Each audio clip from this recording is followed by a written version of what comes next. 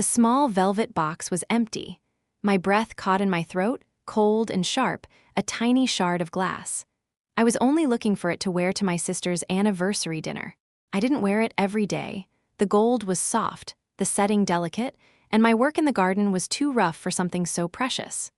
So I kept it tucked away, safe in the back of my jewelry drawer, nestled in the same dark blue box my grandmother had kept it in.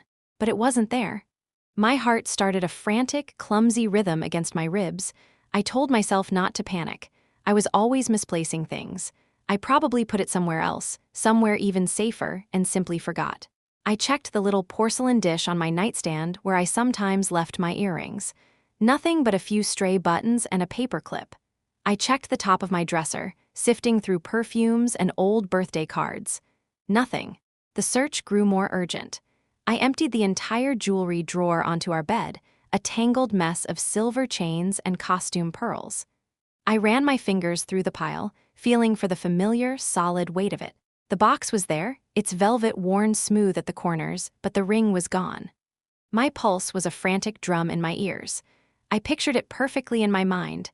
The thin, slightly worn gold band, the single small diamond held in a nest of tiny prongs. It wasn't a flashy ring. It wouldn't turn heads, but it was my grandmother's. She'd worn it for 57 years. The house felt suddenly too quiet, the afternoon light too bright. I found Mark in the garage, polishing the fender of his new car. The Porche. His midlife crisis, I'd called it, trying to make a joke of the absurd expense. He hadn't laughed. He was so absorbed, he didn't hear me approach. The sound of the microfiber cloth whisking against the metallic gray paint was the only thing breaking the silence. The car gleamed under the fluorescent lights, looking more like a sculpture than a vehicle. It was perfect. Not a single smudge marred its surface. Mark. He glanced up, a flicker of annoyance in his eyes before it was replaced by a practiced, easy smile. "Hey, hun, what's up?" "My ring," I said, my voice sounding thin, unsteady. "My grandmother's ring. I can't find it." He straightened up, cloth in hand. "You probably just misplaced it. You know how you are." He said it so casually, turning back to buff a spot I couldn't even see. "No," I insisted, a knot tightening in my stomach. "I've looked everywhere. I always keep it in its box." "Well, it'll turn up," he said, his focus still on the car. "Things always do." He refused to see the panic in my eyes. He refused to acknowledge the fear that was making my hands tremble. To him, it was just a misplaced object, an inconvenience interrupting his time with his real love. I stood there for a long moment, watching him lovingly polish that machine. The smell of wax and leather filled the garage. It was a sterile, impersonal smell. That night, I couldn't sleep. I lay beside him in the dark, listening to his steady breathing, and felt a chasm opening between us. Every time I closed my eyes, I saw the empty velvet box. The next morning, while he was in the shower, I did something I'd never done before. I went through his wallet. My hands were shaking so badly I could barely pull the cards out. I felt like a criminal in my own home. I told myself I was looking for a dry cleaning ticket, a business card, anything to make my search feel less like a betrayal. But I knew what I was looking for, and I found it. Tucked behind his credit cards was a small, folded receipt, a pawn shop. "Gold and diamond buyers," the header read. It was dated 2 weeks ago. My blood ran cold. I sank down onto the edge of the bed, the flimsy piece of paper feeling like a stone in my hand. The amount was printed in stark black ink, $1,800. Just enough to cover the last Porche payment he'd been so stressed about. The sound of the shower stopped. Footsteps padded on the hardwood floor of the hallway. I didn't move. I just sat there, holding the proof of his lie, and waited. He walked into the bedroom, a towel around his waist, humming a little. He stopped when he saw my face. He saw the receipt in my hand. The humming died in his throat. "Natalie," he started, his voice suddenly cautious. "You sold it," I whispered. It wasn't a question. The certainty of it was a physical weight, pressing all the air from my lungs. He looked away, running a hand through his damp hair. "Listen, we needed the money. The payment was due. It was just sitting in your drawer." The casualness of his words struck me harder than a slap. Just sitting in a drawer. As if it were a spare set of batteries or an old phone charger. "It was my grandmother's," I said, my voice trembling with a rage so cold it burned. "She left it to me, not to you, not to us, to me. And you never wore it. he shot back, his guilt turning to anger.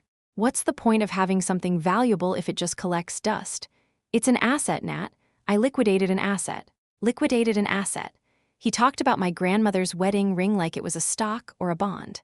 He had taken a piece of my history, a piece of my heart, and melted it down into a number on a balance sheet.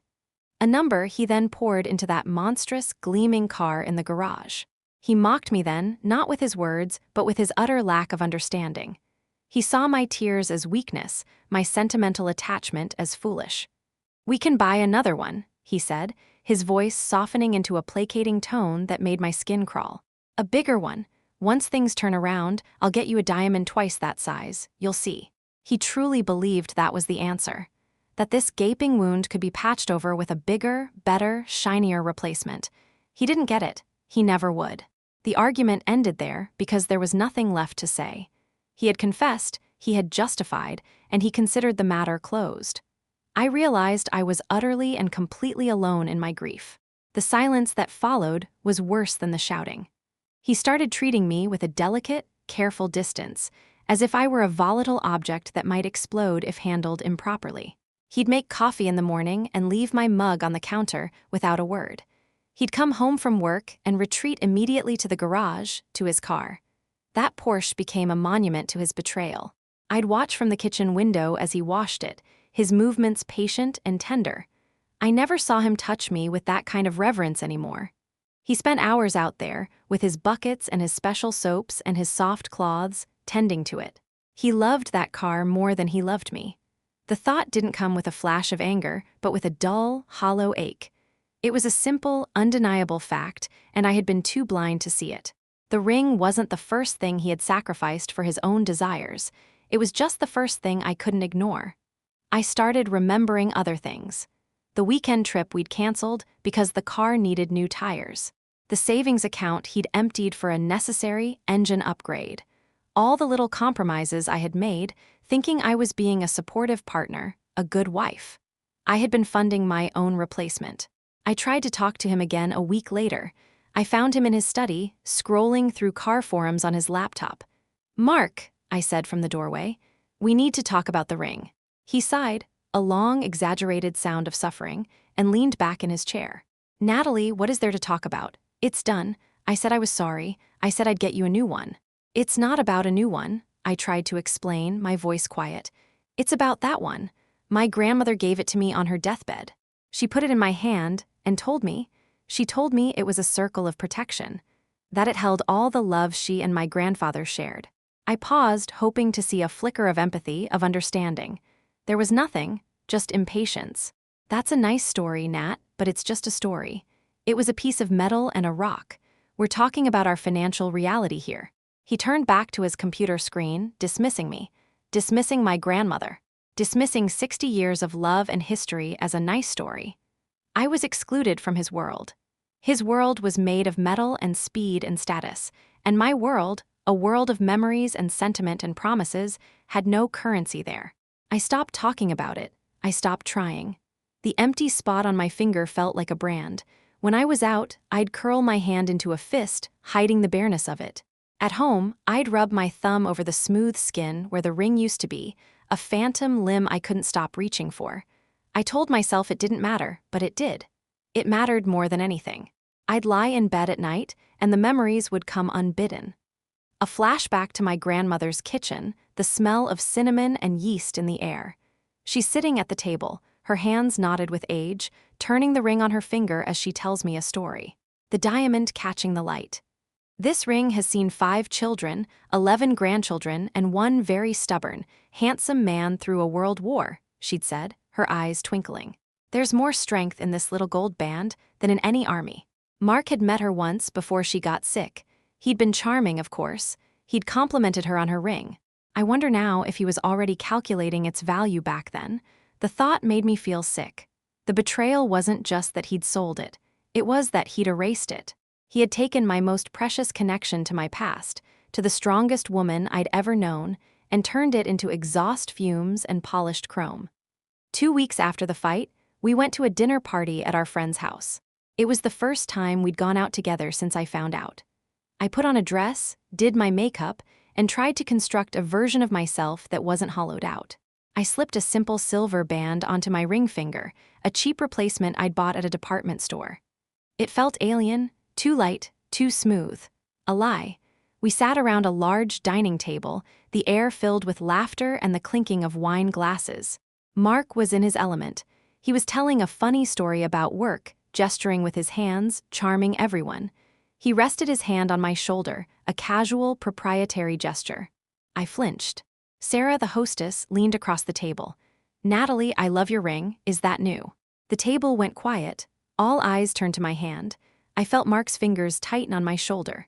"She's decided to go minimalist," he said smoothly, a broad smile on his face. "Out with the old, in with the new." Everyone laughed, a polite, appreciative ripple around the table. They thought it was a joke. An anecdote about a modern marriage. I looked at him. He was smiling, his eyes crinkling at the corners. He looked handsome. He looked happy. He looked like a man who hadn't just shattered his wife's heart for a down payment. And in that moment, surrounded by our friends, under the warm glow of the chandelier, I had never felt so profoundly, utterly alone. He hadn't just sold the ring. He'd sold the story that went with it. He'd sold my grandmother's legacy. He'd sold the very idea of us. He had repackaged our marriage into a joke for public consumption, and I was the punchline. He had betrayed me. But this public performance, this easy, smiling lie, this was something else. This was erasure. My smile felt like cracking porcelain. I raised my wine glass, the cheap silver band feeling cold against my skin. I watched him across the table, holding court, basking in the attention. He was so confident, so pleased with himself. He believed he had gotten away with it. He had traded my past for his future, and he had come out ahead. That's when I realized the thing he valued most wasn't me, or our life together, or the promises we'd made. It was parked in our garage, under a canvas cover, waiting for him, and an asset I thought could be liquidated by anyone. That night, the drive home was silent. The air in the car was thick and heavy, each of us locked in our own separate world. He turned on the radio, filling the space with meaningless pop music. He tapped his fingers on the leather-wrapped steering wheel, a jaunty rhythm that felt like a personal insult. I stared out the passenger window, watching the streetlights blur into long streaks of gold. The cheap silver band on my finger felt like a shackle. I slipped it off and dropped it into my purse. I would rather feel the emptiness. When we got home, he went straight to the garage. I heard the familiar hum of the fluorescent lights, the soft whisk of a cloth against metal. He was comforting his car after a stressful evening out. I walked through the quiet house, our house, and it felt like a stranger's. The photos on the wall of us smiling on vacations, at weddings, on our own wedding day, they looked like pictures of different people. The woman in those photos had trusted the man beside her.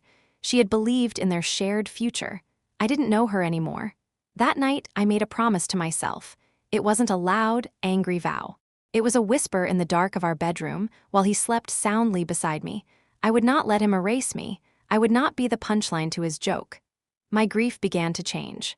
It didn't disappear, but it cooled and hardened, shaping itself into something new, something with an edge. The next morning, I started watching him, really watching him, not as a wife, but as a scientist studying a specimen. I observed his habits, his routines, the things he paid attention to, and the things he ignored. He ignored the leaking faucet in the guest bathroom. He ignored the stack of mail piling up on the front table. He ignored me when I tried to tell him about my day. But the Porche received his undivided attention. He had a ritual. Every Saturday morning, he would back it out of the garage with painstaking slowness. He'd wash it by hand with a series of specialized soaps and sponges, each designated for a different part of the car. He had a chamois cloth for drying that he kept in a sealed plastic bag. He'd spend an hour polishing the chrome exhaust pipes with a tiny, soft brush, like a dentist cleaning teeth. He loved the idea of the car, the status it conferred, the way other men looked at it when he pulled up to a stoplight. He loved the noise it made, a low, aggressive rumble that announced his arrival. I started making notes. I used a small, plain notebook I bought from a stationery shop, the kind a student might use for biology class. I wrote down the mileage, the date he had the oil changed, the brand of wax he preferred. He kept all the car's documents in a heavy leather binder in his study. One afternoon when he was out, I opened it. It was meticulously organized. Every receipt, every service record, every warranty was filed in its own plastic sleeve. He treated the car's history with more care than he had ever treated mine. Tucked in a pocket at the very back, I found what I was looking for. The title, the official certificate of ownership. It was printed on thick, important-looking paper. Under registered owner, his name was printed in clear block letters. Mark Turner. My name was nowhere on it. Of course it wasn't. This was his alone. I held the paper in my hands, the edges crisp and clean. A car title is a powerful thing. It's a declaration. It says, "This is mine." He had taken my grandmother's ring, which had no title, no official document, only a history passed down through love and memory, and he had discarded it. In his world, things without papers didn't have value. I put the title back exactly where I found it. It was too soon. A plan was beginning to form in my mind, but it was still a fragile, shadowy thing. I needed more. I needed certainty. A few weeks later was my birthday. The day came and went with almost no acknowledgement from him. He mumbled, "Happy birthday," over his shoulder as he was leaving for work. That was it. When he came home that evening, he was carrying a small, flat box from an electronics store. "Here," he said, handing it to me, "for your birthday." I opened it. It was a portable phone charger. The kind you buy at the airport when you forget yours. It was gray and plastic. "Thanks," I said, my voice flat. "I know how you're always complaining about your phone dying," he said, already distracted, looking through the mail. Thought it would be useful. It was useful. It was also the most thoughtless gift I had ever received. He had spent more on a bottle of special leather conditioner for the Porsche's seats last week than he had on my birthday present. I nodded, placing the charger on the kitchen counter. "Where would you like to go for dinner?" I asked, testing him. "We always went out for my birthday." He looked up from a bill, a frown on his face. "Oh, right. Can we just order something in? I'm exhausted. And I need to replace the air filter on the car tonight. It's making a weird whistling sound." He chose the car. Again, he chose the car over me on my birthday. That was the moment the last flicker of hope died. The part of me that was still waiting for an apology, for a sign that he understood what he had done, simply gave up. He was never going to get it. He was incapable of it. I ordered a pizza. We ate in silence. He finished quickly and disappeared into the garage. I heard the hood of the Porsche open with a soft hydraulic hiss. I sat at the kitchen table, surrounded by the smell of cooling pizza and the sound of him tinkering with his engine. I looked at the cheap plastic phone charger on the counter. I felt a strange sense of calm settle over me. It wasn't peace. It was clarity. The kind of clarity that comes after a long, confusing fever has finally broken. I knew exactly what I had to do. That night, after he was asleep, I went into his study. The moon cast a pale light through the window, illuminating the dust motes dancing in the air. I didn't turn on a lamp. I knew my way in the dark. I opened the leather binder again. I took out the title. This time, I didn't put it back. I slipped it into my own notebook and hid it at the bottom of my closet, tucked inside a winter boot. The next phase of my plan required research. I spent hours on my laptop while he was at work or asleep. I learned everything there was to know about selling a high-end used car. I read articles about depreciation, market value, and the difference between a private sale and a trade-in. I learned that for a car like his, a private sale would yield a much higher price. I created a new email address, something anonymous and untraceable to me.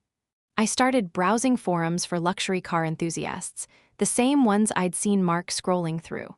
I wasn't looking for a buyer there. I was learning the language. I memorized terms like full service history, paint correction, and concours condition. Mark had kept the car in pristine, almost fanatical condition. He'd done the hard work for me. The car was a highly desirable asset. His words echoed in my head. I liquidated an asset.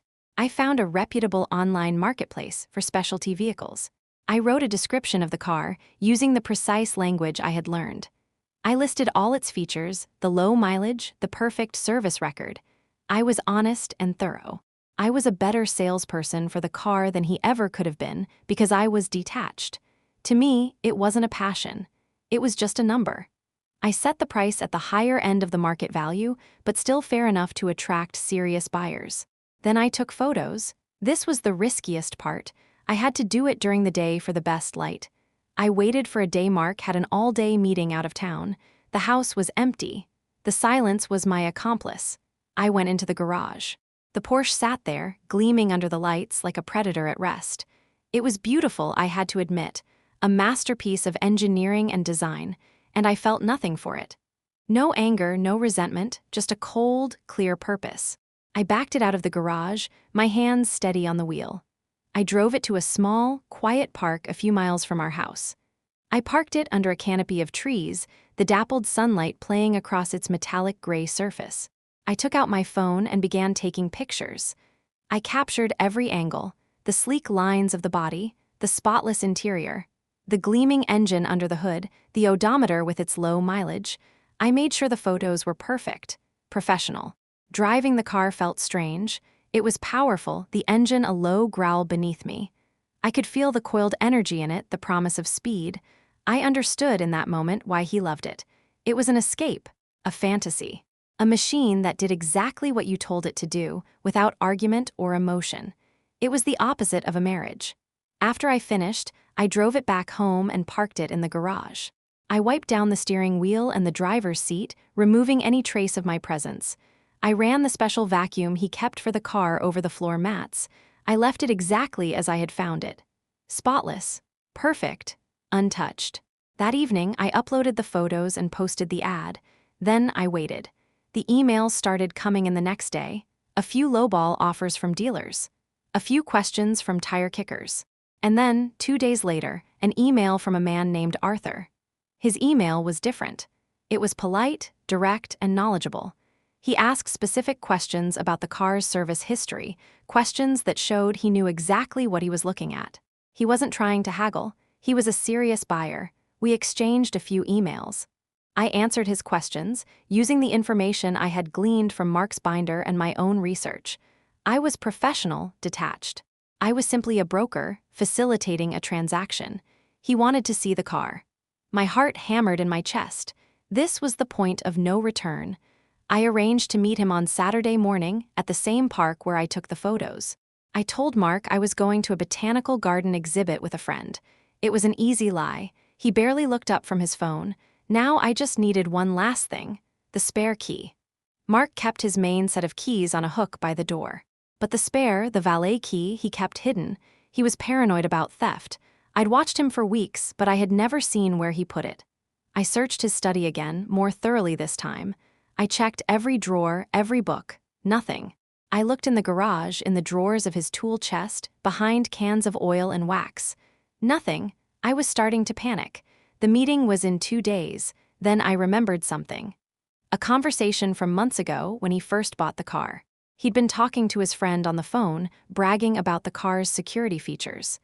Even if they get the key, he'd said, laughing, they'll never find the spare. It's in the last place anyone would ever look. The last place anyone would look. I stood in the middle of the garage, surrounded by his things.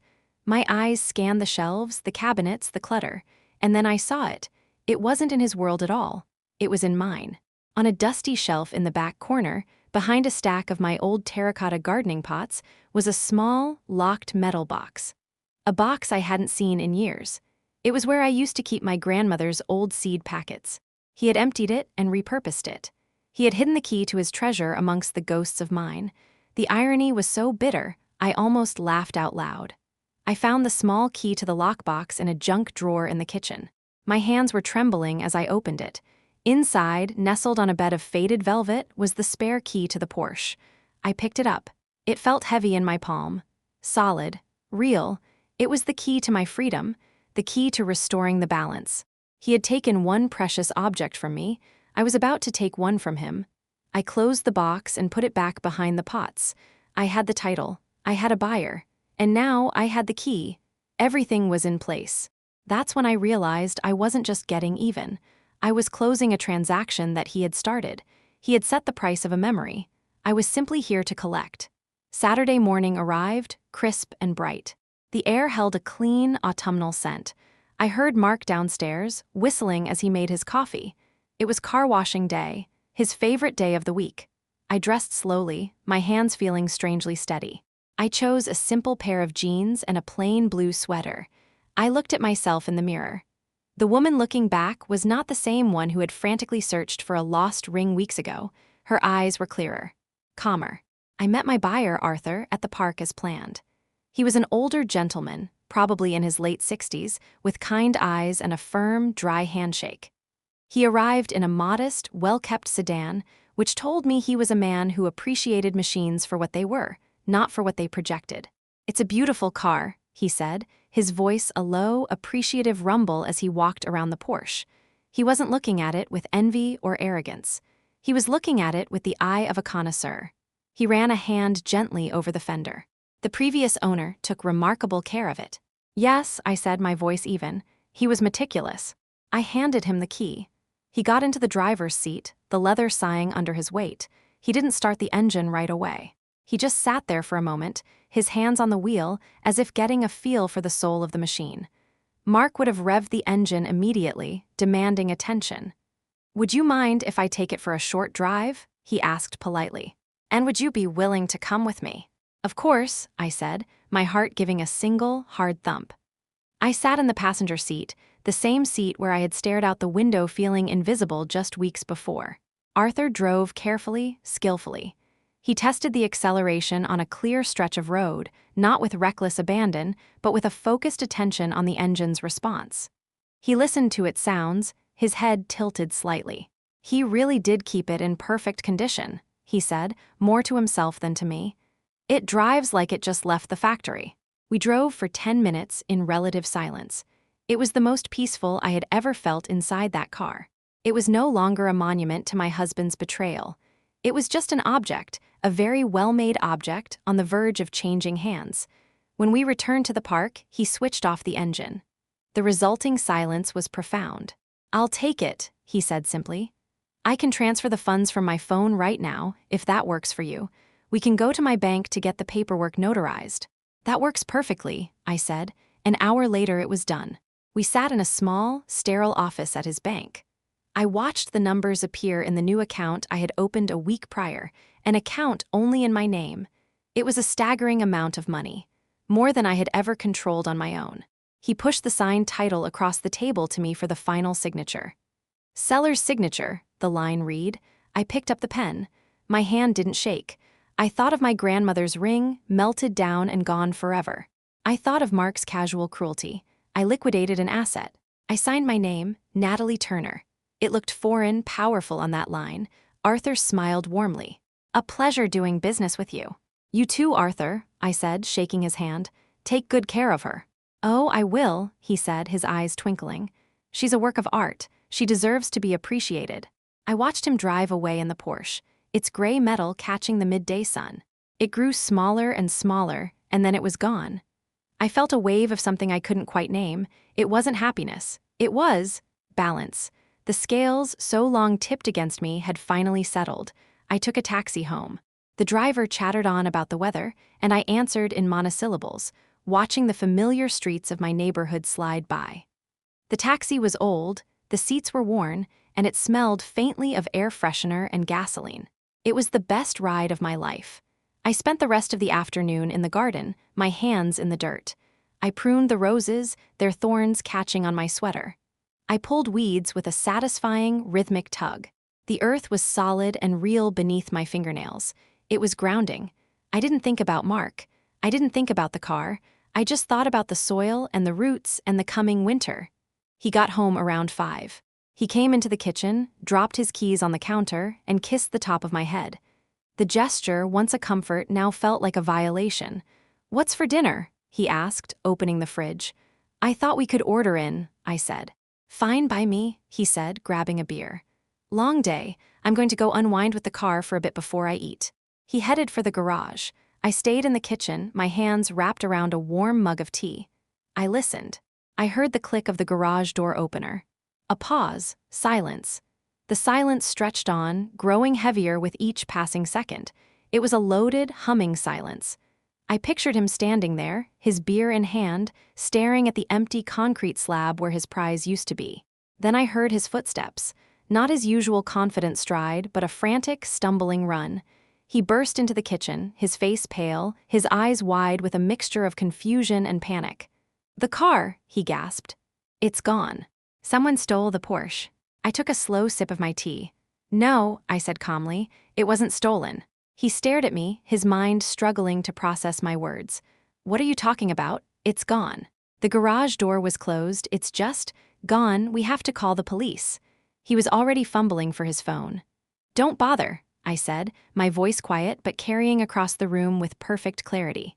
"They won't be able to help you." He stopped, his phone halfway to his ear. He looked at me, really looked at me for the first time in months. A dark, ugly suspicion began to dawn in his eyes. "What did you do?" he whispered.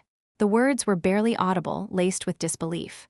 "I sold it," I said. He just stared. For a full 10 seconds, he didn't move, didn't breathe. Then he let out a short, sharp laugh, a laugh of utter disbelief. "You're joking," he said, shaking his head. "That's not funny, Nat. My car has been stolen and you're making a sick joke." "I'm not joking, Mark." The reality of it finally hit him. It was a physical blow. His face contorted, shifting from disbelief to pure, unadulterated rage. "You what?" he roared, the word echoing in the quiet kitchen. "You sold my car, my Porsche. Are you insane? How could you? You don't have the key, you don't have the title."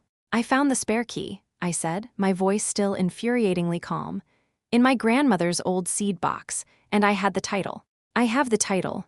It's in my study," he yelled, already turning to run to the study to check. "No, it isn't," I called after him. "You just haven't noticed it was gone for the last 3 weeks." I heard him tearing the study apart. Drawers being slammed, papers being thrown. A few moments later, he was back, his face a mask of fury, his hands empty. "How?" he demanded, his voice trembling with rage. "You can't sell a car without the owner's signature. This is illegal. I'm going to have you arrested." "Oh, but I had your signature," I said softly. I stood up and walked over to the stack of mail on the counter, the mail he always ignored. I pulled a thick envelope from the bottom of the pile. "Remember these insurance documents you asked me to sort out last month? You were in such a hurry to get to your golf game. You just said, 'Sign whatever needs my name and send it off.'" I opened the envelope and pulled out a photocopy of the car title transfer form. There, at the bottom, was his familiar, sprawling signature, perfectly placed on the seller's line. I had slipped it into the middle of a 30-page insurance packet.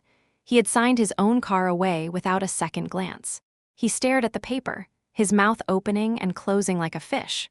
The rage on his face slowly dissolved into a look of stunned, pathetic defeat. He had been so consumed by his own world, his own priorities, that he hadn't even noticed the weapon he had placed in my hand. "The money," he finally choked out, his mind scrambling for a new point of attack. "Where's the money? That car was worth a fortune. I'll sue you. I'll take every last cent." "The money," I said, "is in a bank account. An account that is in my name and my name only. You don't have access to it." He sank into a kitchen chair, his body deflating. All the bluster, all the anger was gone. He just looked small. "Why?" he whispered, looking up at me, his eyes pleading for an answer that would make sense in his world. "Why would you do this?" I looked at him, at the man I had spent 15 years of my life with, the man who had taken my most precious memory and turned it into scrap metal and cash. "You set the price," I said, my voice clear and steady. "When you sold my grandmother's ring, you established a new rule in our marriage. That things of deep, sentimental value could be converted into cash to pay for material objects. You called it liquidating an asset." I leaned forward, my hands flat on the table, and for the first time, I let the cold fire inside me show in my eyes. "You sold my grandmother's wedding ring, so I sold your Porsche." He had no answer. There was nothing he could say. I had used his own logic, his own transactional view of the world, against him. I hadn't screamed, I hadn't thrown things, I hadn't cried. I had simply balanced the equation. The weeks that followed were lived in a state of Cold War. The house was silent, a tomb of a marriage. He moved into the guest room. We were two ghosts haunting the same space, moving around each other without ever touching or speaking. He tried, a few times, to broach the subject. He tried begging, promising to buy me 100 rings. He tried threatening, talking about lawyers and divorce proceedings. I said nothing. I just looked at him, and he would see that the woman he was trying to bargain with was gone. One evening, I came home to find him sitting in the dark kitchen. "I need some of the money," he said, not looking at me, "just to get by, to put a down payment on a new car, something sensible." No, I said. Natalie, please, he said, his voice cracking. It's half mine. Is it? I asked. Was my grandmother's ring half yours? Silence. That was the last time we ever spoke about it. 2 months later, I packed a bag.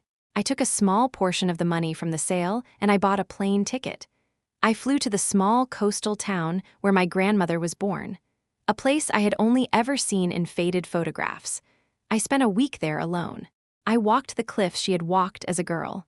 I sat in the small stone church where she was baptized. I breathed in the salty air and felt the history of my family settle into my bones. I didn't need a ring to feel close to her. Her strength wasn't in a piece of gold. It was in me. It had been there all along. Mark hadn't taken it from me, he had just revealed it to me. On my last day, I walked into a small, local jeweler's shop. It was old, with dusty glass cases and a quiet, ticking clock. I didn't look at the diamond rings. Instead, I bought a simple, thin gold band. Plain, unadorned. I slipped it onto my finger. It felt right. It wasn't a replacement. It was a promise to myself. A circle of protection that I had forged on my own. I never went back to the house. I had my lawyer send Mark the divorce papers. He didn't contest it. What was there to fight for? The house was sold. Our assets were divided. But the money from the Porche, that was mine. It was the price of a lesson learned. Respect can't be bought. Love can't be liquidated. And some betrayals don't just break a heart. They burn away the weakness and leave something stronger in its place. He had sold a piece of my past. In the end, I had simply bought myself a future. We've all been there, hurt, waiting for an apology that never came. Subscribe and join others who have turned pain into strength.